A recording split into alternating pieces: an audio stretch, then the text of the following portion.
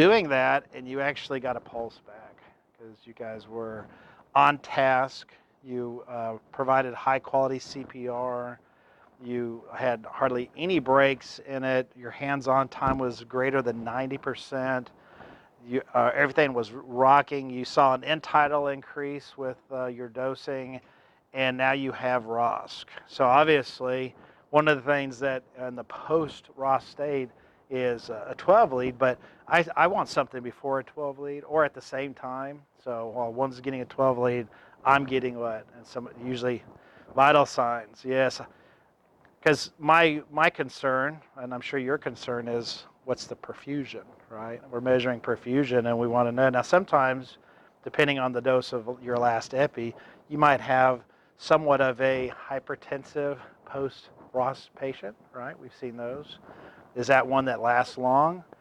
Typically not. So we need to be mindful of that, because we know that after that 3 to 5 minutes, we might actually see a de-escalation in blood pressures, and be prepared for it, right, by offsetting that with volume resuscitation and a pressor. What do we use? Levophed? That's right? Okay. So that would definitely be appropriate, right? And so sometimes we have to actually set up and be a little bit more prepared for that, so we don't have that big gap and them going right back into that cardiac arrest. And sometimes that's what we see because we're not thinking that far ahead. And we need to be thinking that far ahead. So doing that and then getting a 12 lead. So here we go. We've got our vitals are good. We've stabilized that. We've got a decent airway. We've got good perfusion. We got a 12 lead. This is what you see. What am I seeing here?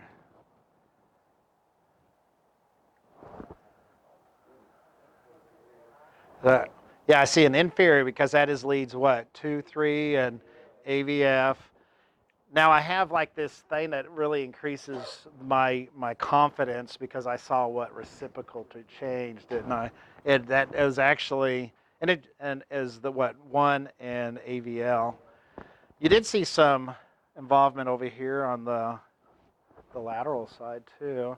Now that could be extreme right going around, or there could actually be some lateral from the circumflex. But I guess my question here is in our treatment algorithm, when we have this, are you automatically thinking this is a right ventricular involvement? Because right now the sensitivity only shows about 30%, right? So what are we doing to increase that to like 70% for right ventricle involvement to withhold nitrates? What is that? Doing the right side. Okay, so the 15, right, that had been taught for quite some time, and that's what, doing V4 to V4R, and then what, moving 5 and 6 posterior, and we're doing, because we want to capture that because we only see 50% of the heart in the traditional 12 lead format, so we're trying to look at everything now, right? So then you go 5 to 6 becomes 8 and 9, right? So 8 is actually what? Right at the point of the scapula, right? So where's 9? Between the spine. So a known is where 8 is, because we had the scapula as a landmark. The spine is another known, and you split the difference, that's your unknown, and so that's where that one goes, all right? Okay, so the V4 is enough to actually determine if you had elevation to say this right side. Okay, and then we looked at the posterior just because we wanted to see it, right? Yeah, and see what else is going on. But we have enough there. So tell me, you did this in the house? That's where we were at. You resuscitated them, and you're about to move them, and so you did this 12 lead. When are we activating? As soon as you get in the truck? How long? Well, this is a good question because you know I'm measuring the matrix of activations, right? I've mentioned this several times. How much time now does it take for us to get in the truck? I mean, you think about what we got on the patient, we get them on the stretcher, and whatever our obstacle, could we modestly say 5 minutes? Yeah. Okay, and then sometimes I've seen them to 15 minutes, okay? Now, in the scenario that I'll paint here is we're only 30 minutes from the hospital. It's 2 in the morning. Portable radio.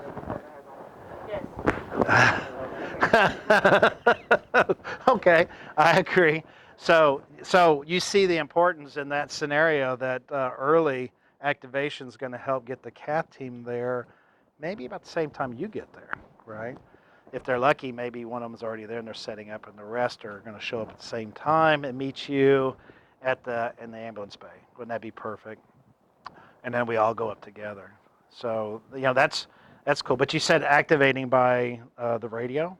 All right. So and Pulsera. Okay. So I want to put this out here because radio seems to be very consistent with information to the comms, and then the comms gives that information. But in the last few days, I've gotten feedback that I need to know, and I'm asking you to continue to provide me feedback on any issues that you have where, and I'm asking comms to say the same thing, as if they're getting backlash from like nursing or whatever to say, I need a picture or I need this, or they're repeating information and not activating.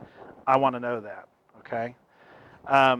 Because right now the agreement is they will. Okay. The Pulsera is a nice part of the tool, but somebody the other day told me that they had a critical patient that after activating, that's their least concern because they're focusing on the patient, and I agree. Okay.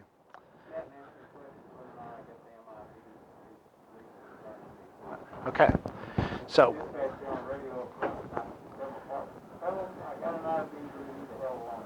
Okay. Okay. Sure.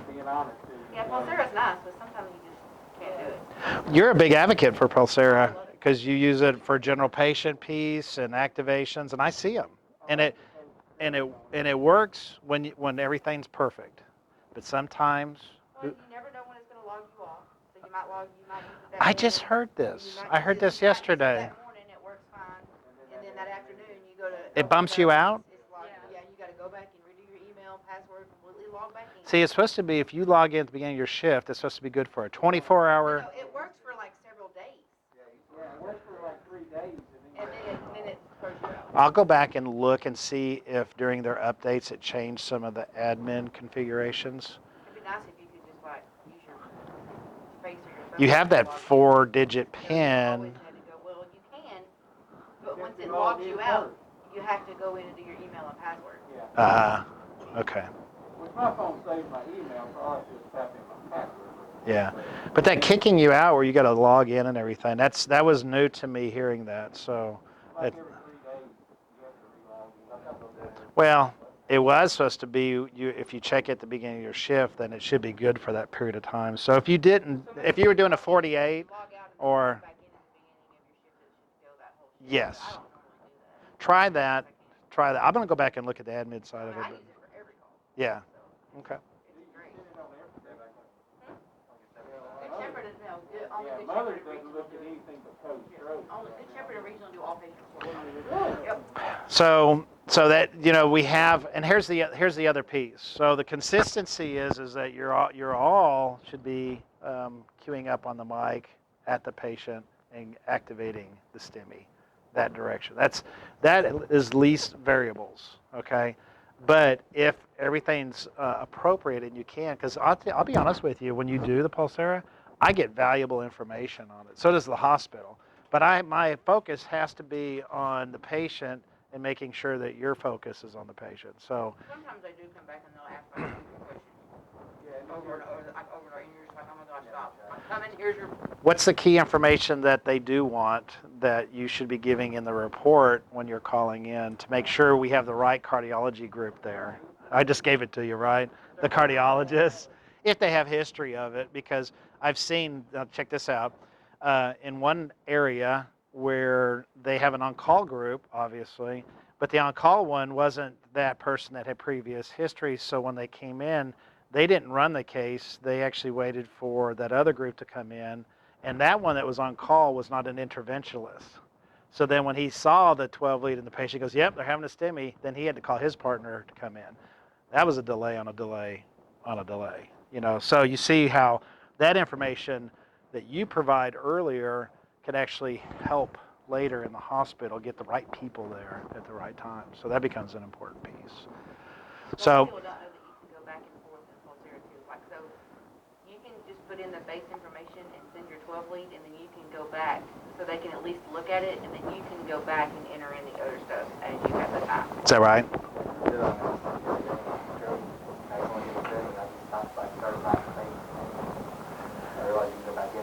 What is the use filter on that? So will you take a picture of the 12 lead? Don't do that. HIPAA. Yeah. No, on the Pulsera. On the Pulsera, you're good. But I thought you were saying just take a picture and send it like to another. Make sure, because I had people yesterday tell me they were doing that. I was like, don't do that. Yeah. So you know in the back of your mind that all the training and teaching has told you, and we get away with it for a period of time, but somewhere we're going to get hit, and that's not going to be good. So I would say to you that if somebody's sending you an unsecured link that violates that piece that is really big in us in EMS, right, and everything we do, but especially in our jobs, that I wouldn't do it. Okay. I know East Texas and stuff. The last 7 or 8 years, if I called in a STEMI to East Texas, they give me a phone number to take a picture of the 12 lead and, Yeah. and shoot it through that Here's phone. what I did on a picture. You have any input in that, sir? Well, that's the first I heard that. So I wanted to know how I'm sorry, But you won't, because I think I've told you that before. If mothers do that, you said the LiveNet should work, right? LiveNet will still work, and you can send it to that. It's an option in your. There's lots of things that happen, and what we're hoping, I'll just share with you, is they're still working on trying to get maybe Pulsera for mothers at that piece, because we are in trauma, right, and stroke. So, and hopefully we will be there in that piece. So if all things are good and you have the ability and your patient's not critical and you're not doing a life-saving intervention at that point, then if you can, get on there and activate that. But what was the default that I told you that works without hardly any barriers? Yeah, Radio Hub. There you go.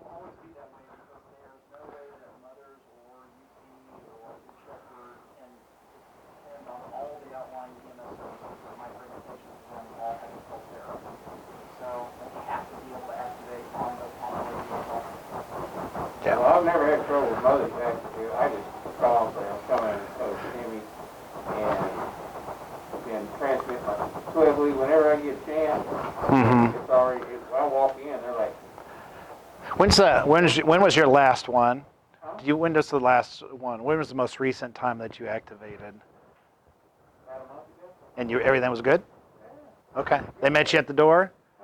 Met you at the door? They said, you're going, yeah, as soon as I walked in, they said, you're going third floor. Okay. Yeah, All right. we walked in, moved facing over the cath lab. You guys are printing off a 12 lead as you're pulling in so you can hand it to them? Because they're asking for those, right? Yeah, as soon as you drive in the driveway, that's when you hit your final 12 lead. Uh-huh. Prints out, walk in the door, drop looks at your 12 lead, says you have cath labs waiting on you. Okay. Michael?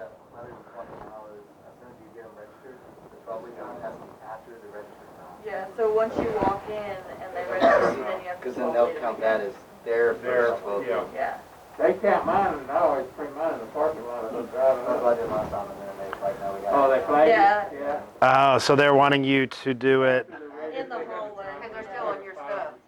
Which is fine, 'cause they still hooked up to my stuff. Right. Yeah. Yeah. Don't breathe through Okay. Michael? You know, I ran into some issues where they don't reach his door at all. Yeah. Yours was an interfacility, though. And that was interesting because Two transfers that were nobody met me at the door Did you call in a report on it? 3 times. Really? The amount of changing that was going on, yeah. Yeah, well, this was also one of them was the whole getting lost with the locked doors and stuff like that type thing. So I do remember that. First time I've been through BT to the cath lab, I was like, hey, somebody gonna guide us? No, just go up the third floor and hang a route. No, you don't hang a route right out of the I elevator. know you go all the way out Straight. and then take her If you out. hang a route immediately, you're gonna wonder. What time is? What time do I have? That's You think they would What? guide you with the path? 8 what? Actually, 8:56, it's okay. just shut, though, All right, good. When you do finally, you come out of the elevator, go all the way out through the doors and then take a right, you're right there. Some signs. So I had that conversation with Jamie, like less than a week later, there's signs. So that's now the guys. And then you have to make sure you get which I don't waste my time, I'll go around and buzz the buzzer and bother the nurse on the third floor to let me back into Bradley Thompson, because we don't work for Christus, so we're not allowed to have name badges to go through, in and out of Bradley Thompson. My badge was from King. we do, and it's been something that Sean's been working on, and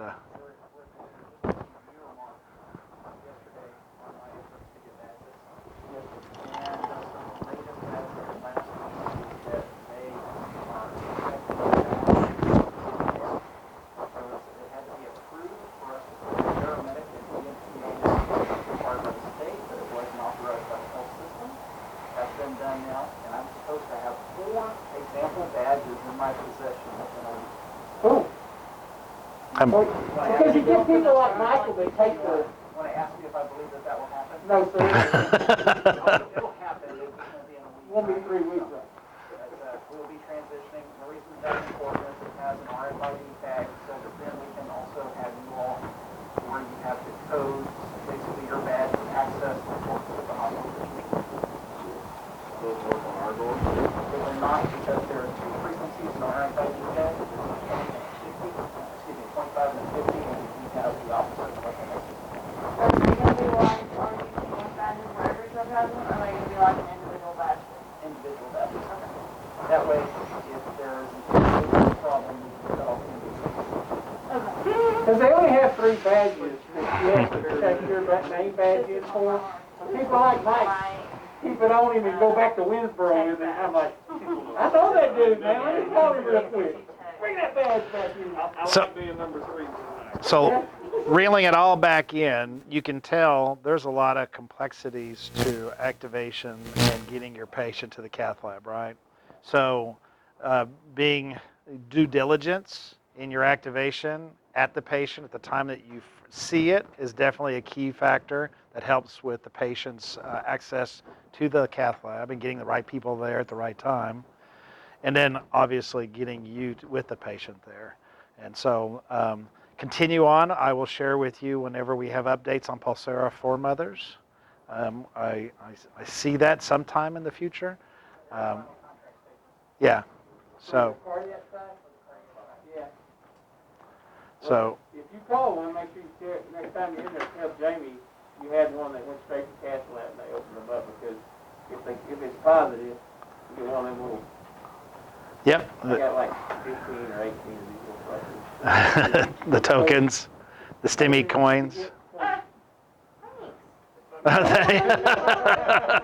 John, you don't get.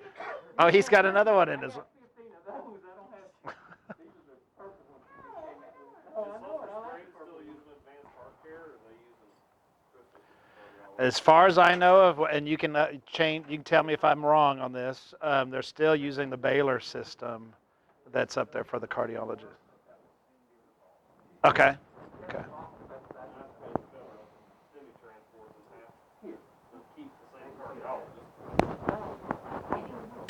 All right, so post-care, we've done that, our activation. Any questions? So,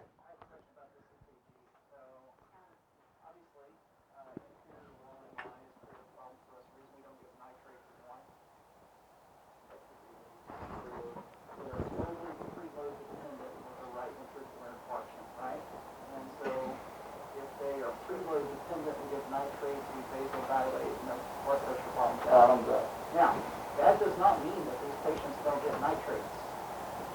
What it means is that we have to improve their preload.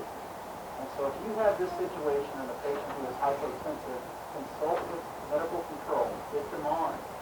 It is not uncommon for them to dump a liter or 2 liters of, any type of crystalloid into these patients and then supplement with nitrates. So if we can improve and increase their preload and give them nitrates at the same time, then that oftentimes will have a beneficial impact. So consult a physician as soon as you can. We've seen where they're using Tridil because a little bit more precise in their dosing. Control it. So, questions? Yeah. Questions? No? All right, listen, I think it's time for break and give it about 10 minutes and then be back here and we'll go into ventilator management. Good job, Red. Can't let you let it over,